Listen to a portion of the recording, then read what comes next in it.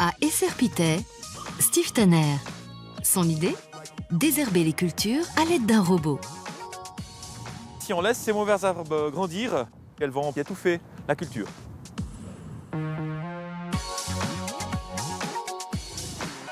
J'ai grandi dans un milieu agricole, mes parents sont fermiers.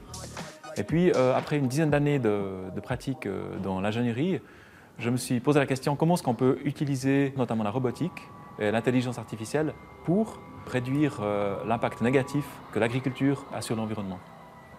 Nous nous trouvons dans un champ de betteraves à sucre, donc vous voyez ici la betterave et puis des mauvaises herbes qui doivent être enlevées pour garantir la bonne croissance de la culture. Alors cette machine est un robot de désherbage autonome en énergie grâce à des panneaux solaires, et puis aussi autonome au niveau du pilotage, puisqu'il est équipé d'une caméra.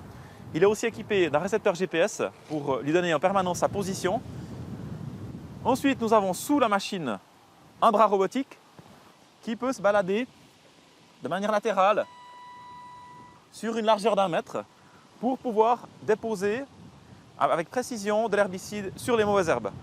Cette caméra va différencier les mauvaises herbes de la culture et transmettre les coordonnées, la position de ces mauvaises herbes au bras robotique. Toute l'intelligence de la machine est contenue dans un ordinateur qui se trouve ici.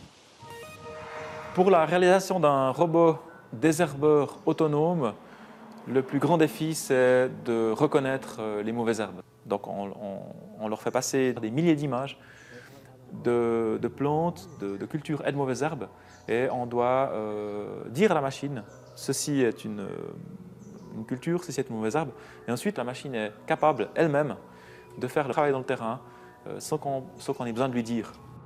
Le robot permet d'aller appliquer du désherbant uniquement sur les mauvaises herbes et non pas sur la culture. Ça a les avantages suivants. La dose est radicalement diminuée, qu'on a une réduction d'un facteur 20 de la quantité d'herbicide qu'on utilise. Le robot est conçu de manière à être très facile à utiliser pour l'agriculteur. Donc la première chose que l'agriculteur fait, c'est qu'il va placer son robot dans le champ. La machine est équipée d'un système de communication pour que l'agriculteur puisse piloter et configurer sa machine avec sa tablette ou son smartphone.